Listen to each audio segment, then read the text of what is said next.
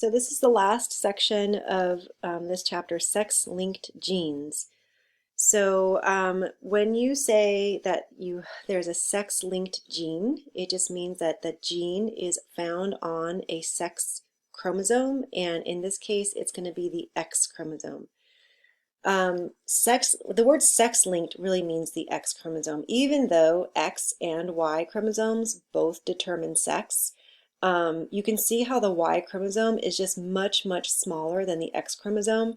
So there's fewer genes on the Y chromosome than there are on the X. So for all practical reasons, when we say sex-linked genes, these are genes that code for things other than sex, but found on the X chromosome. There are Y-linked genes, and we just call those specifically Y-linked because the Y is so small and has a few genes on it. But whenever you hear sex-linked, okay, that's going to be on the X chromosome. So it's a gene that codes for something other than sex. So for example, hemophilia is a sex-linked gene. Color blindness is also a sex-linked gene. So if you are colorblind or not, that's determined by a gene on the X chromosome. All right, so let's move on and talk about some facts here. So we talked about how there are carriers for autosomal traits. Remember the word autosomal? That word autosome referred to chromosomes that were numbers 1 through 22. Chromosome number 23 is the X or Y, so that's the sex chromosome, and 1 through 22 are autosomes. So anything you inherit on chromosomes 1 through 22 are called autosomal traits. They're traits that have nothing to do with sex. So let's take a look at autosomal traits. So let's pretend that the little r is a diseased allele, and the big R is wild type, the healthy one. And so you can see that this mother here, she's a carrier, right? She is herself being a carrier. Remember, you yourself are perfectly normal. Nobody knows that they're a carrier for a genetic disease unless you get tested, because you're physically normal, you feel normal. And so this woman is a carrier. She has the recessive diseased allele. This man is also a carrier. So when she makes her eggs, right, these alleles independently assort. So one goes into one egg, the other goes into the other egg. So same thing with the man in his gametes, right? A big R can go into one sperm, the little r into another sperm.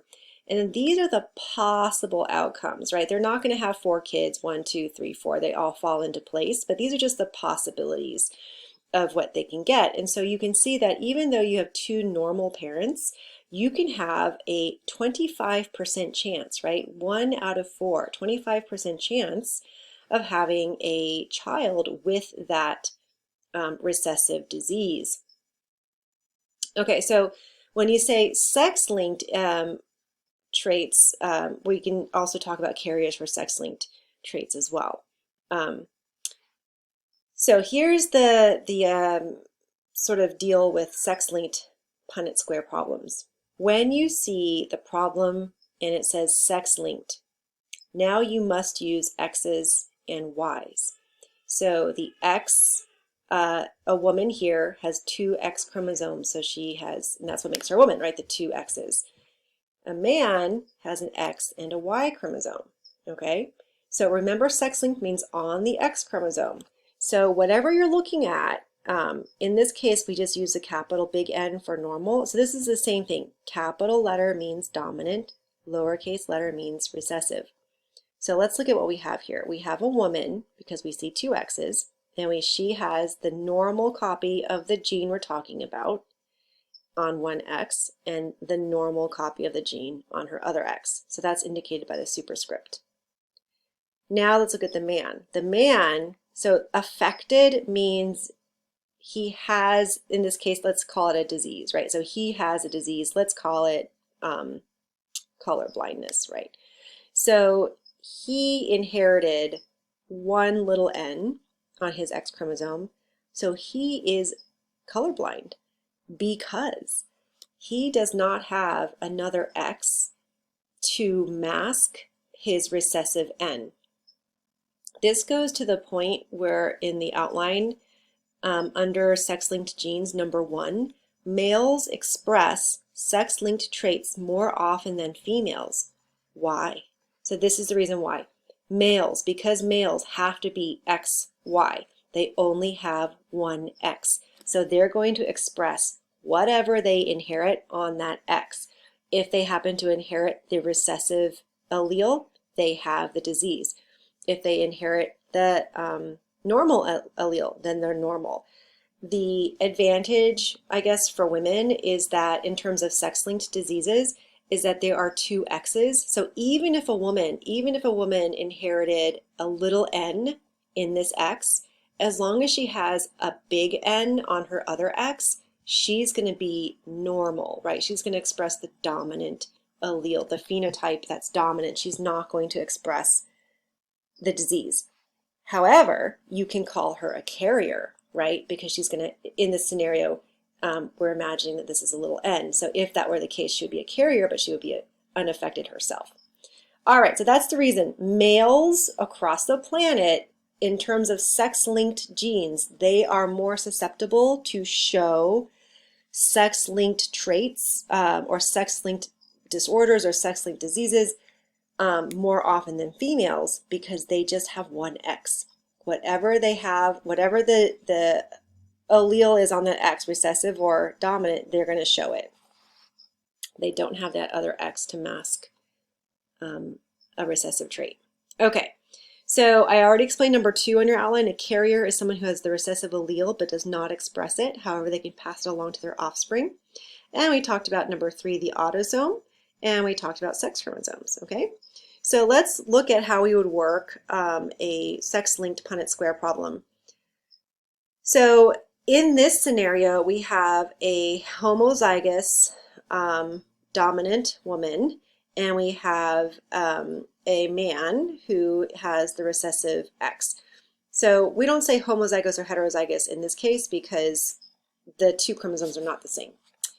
All right, so when you look at the Punnett Square, we put her gametes on one side, the man's gametes on the other side, and we fill in the boxes. So you can see that when we fill in the boxes, you have a 50% chance of having a girl, 50% chance of having a boy, which is, you know, expected. And if you look at the girls, we can see that, oh, are we going to have an affected, in this case, if we're looking at color blindness, are we going to have a colorblind woman, a daughter? No, no chance, right? Because if we had a daughter, she would have to have inherited the normal X from her mom. And even though she's going to, 100% going to inherit that X with the recessive allele from her dad, she has that normal X from her mom to mask it. So she's normal, but we have a carrier scenario, right? Both of their, the daughter that they have would be a carrier. Now let's look at the boys. So in this case, the boys are lucky. Even though the dad is colorblind, right? Because you had a boy, the Y chromosome is what the dad donated to the boys, right? So they wouldn't be a boy without the Y chromosome. So they only get the Y from the father. All men, right, on the planet will get their X chromosome from their mother. So because the mother has 2 normal N's, there's no chance that they're going to have a son with color blindness or with the affected allele, right? They're always going to inherit the normal one. All right, let's look at a problem. Here's a sex-linked problem. Male pattern baldness is a sex-linked recessive trait. This is actually true. A carrier woman and a man with no history of male pattern baldness have a son. What is the probability that their son will be bald as an adult? Problem. So let's go step by step and set up the man. So, the woman, the carrier woman. So women have to have 2 X's, right? And she's a carrier. So that means that male pattern baldness, she has 1 normal. Let's go ahead and just use N for normal. And then the little n would be male pattern baldness. So she's a carrier, so she has that male pattern baldness.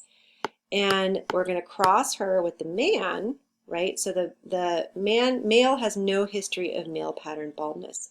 So let's give him an X with the big N, the normal, and his other chromosome is going to be the Y, right? So let's set up a Punnett square. right? And then let's do this. And let's put the woman on this side, big N, and another X with the little n. And maybe you are going faster than I am. Big N and Y. All right, so let's fill in the boxes. We have two X's, both with big N.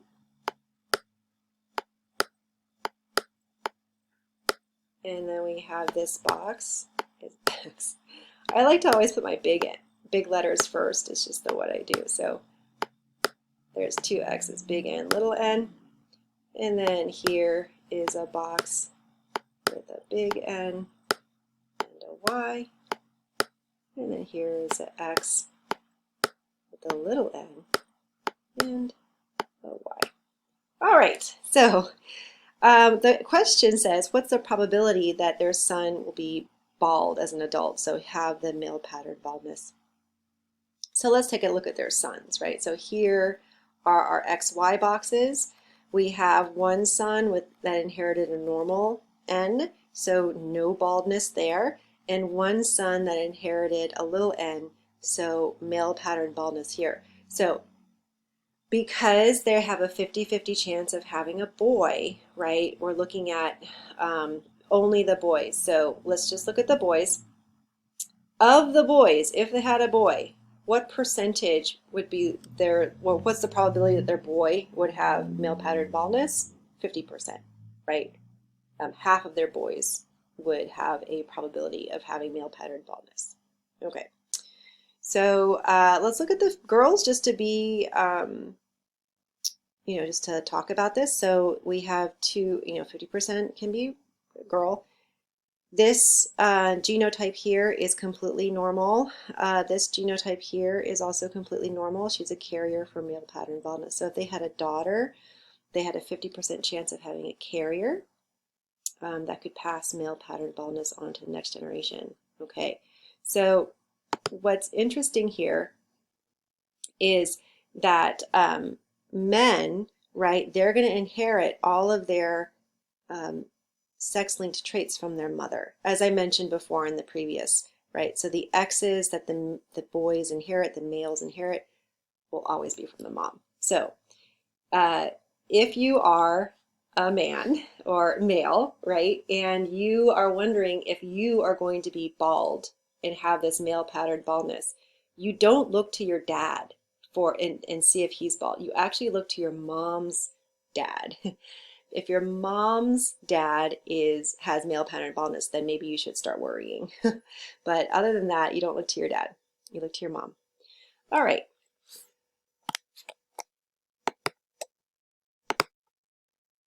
Another problem. This is the one that's in your outline. Hemophilia is a sex-linked recessive gene. And we're going to cross this scenario. So we have a woman here with a little h. So let me explain my notation. You can, if you wanted to, put a big H for normal on one X and then the little h for hemophilia because it's recessive. We're going to have a lowercase h for that hemophilia.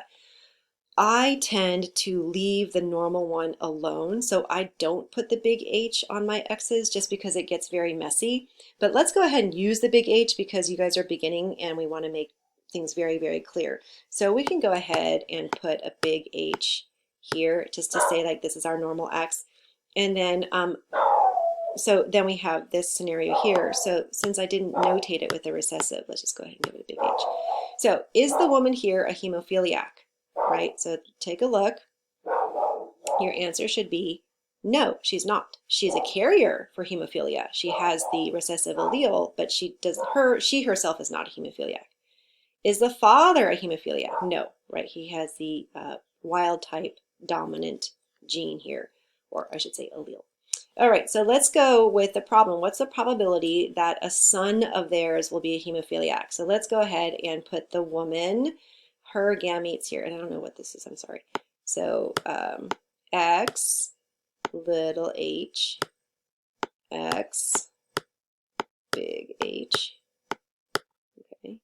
And then put the male's gametes here. The male can have a Y sperm with a normal H on it, or he can have a Y sperm, right? So let's fill in the boxes. Again, I always like to put my capital letters first. It's just me. You don't have to, but it kind of keeps things straight. Here, this box is going to have two big H's.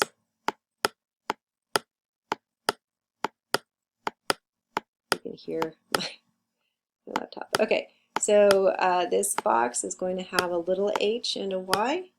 This box is going to have a big H and a Y. All right, so let's take a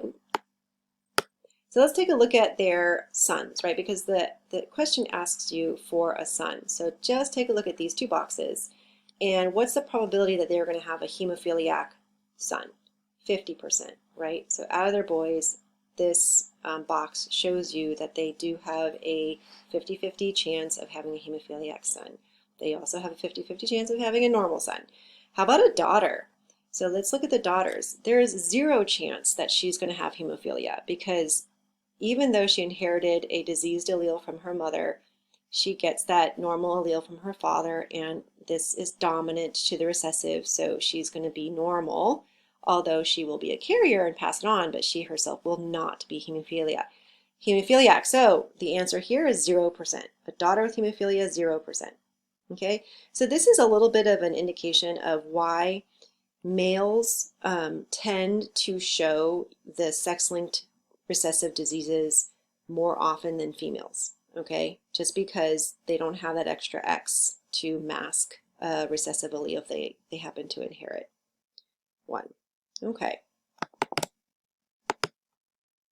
Wrapping up with some recessive sex-linked disorders to think about. Hemophilia is the one we were just doing, and it's basically that the person's not able to clot their blood properly. So when you cut yourself, your body is missing a factor that stops the bleeding, and people can bleed to death. This is an example of this man got just a shot in his buttocks, and the bruising, just all that blood went everywhere under his skin because he couldn't stop even just the mildest little prick, right? It's not that the blood gushes out, it's just the same amount of blood that leaves your body. However, it just doesn't stop. So it just takes place over a very long time. It keeps bleeding. Color blindness is also a sex-linked disorder. So normal people have 3 types of cones, cells that pick up color in your eye, but color blindness either have 2, sometimes have 2 or just 1 kind of cone. Let me show you the test. This is called the Ishihara test for color blindness. This is not the appropriate way to test you on a screen. So you would have a saturated card in front of you. You're supposed to be able to tell the different numbers inside these circles if you are not colorblind. If you are colorblind, you might have very hard time making out the numbers. Here's a 6, a 25, a 56. This is 45, this is 8, and this is 29. Here are some more autosomal disorders, albinism, cystic fibrosis. You don't need to memorize these. I just thought these were interesting if you are familiar with any one of these.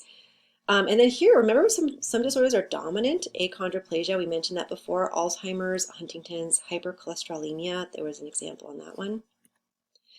And these are just some fun things to think about. So why was Henry the VIII wrong to blame his wives for always producing daughters? Well, if you remember, he really wanted a son to follow him as an heir, and he would have a daughter and get very angry with his wife because I guess it was her fault. But actually, if you think about it, remember our Punnett squares? The woman can only donate an X to the next generation. So she's kind of stuck. She's 2 X's. She's only going to give an X to the next generation. But what does the man donate? His gametes are either X or Y. So really, it's the sperm that sort of dictates, gives you that sex chromosome that determines sex. So yeah, it was a little bit his fault, right? Or his gametes didn't make it quite there to produce a male, his Y gametes. Again, are disorders usually caused by dominant or recessive genes? Usually by recessive, right? Recessive is the mutation of a normal copy that's existed in nature. But there are some dominant disorders. Just usually they are recessive. All right, I hope that was informative, and that's it for this lecture.